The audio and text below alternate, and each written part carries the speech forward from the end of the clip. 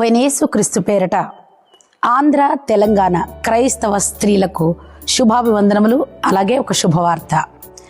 Sister Luthia Paul గారు women in Christ fellowship Visakhapatnam వారు దేవుడు లూథియా సిస్టర్ గారి జీవితంలో చేసినటువంటి గొప్ప అద్భుతానికి కృతజ్ఞతాస్తుతి చెల్లించే క్రమంలో మార్చి 5వ తేదీన ఐక్య స్త్రీల ఉజ్జీవ సభ నిర్వహించబోతున్నారు. వారు నిర్వహించబోతున్నటువంటి ఈ సదస్సులో దేవుని చేత బహుబలంగా వాడబడుతున్నటువంటి దైవజనరాళ్ళు ఉన్నారు. ఆ దైవజనరాళ్ళ పిలుపు, ఆ విధానం, వారు చేస్తున్నటువంటి సేవలో వారు ఎదుర్కొంటున్నటువంటి ఆటుపోట్లు, వారి అనుభవ జ్ఞాన సమాహారమే ఈ యొక్క సదస్సు.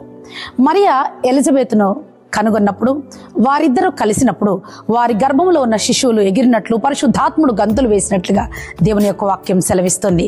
ప్రభు త్వరగా రాబోతున్నారు. ప్రియ చెల్లి, అక్కయ్య, ప్రభు త్వరగా రాబోతున్నారు. ఆయన రాకడ దినము సమీపించిన కొలది మనము సమాజముగా మరి ఎక్కువగా కూడుకోవాలి. ఒకరి విశ్వాసం ద్వారా ఒకరి సాక్ష్యము ద్వారా ఒకరు మనము ఆయత్తపడుతూ మన ప్రభు యొక్క రాకడ కొరకు మనం పెళ్లి కుమార్తెగా మనం సిద్ధపడుతూ అనేకులను సిద్ధపరిచే స్త్రీలుగా ఉండాలి. ఆ ప్రకటించే సైన్యంలో మనము ఒకరుగా ఉండాలి.